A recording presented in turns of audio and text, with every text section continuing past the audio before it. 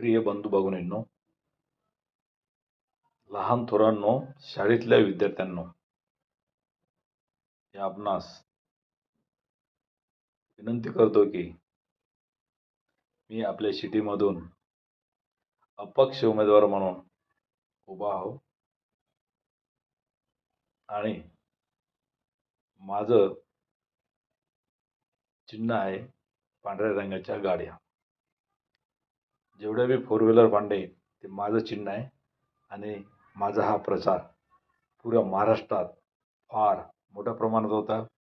तरी मला पांढऱ्या रंगाच्या गाडी या चिन्हावर मतदान करून मला निवडून आणा.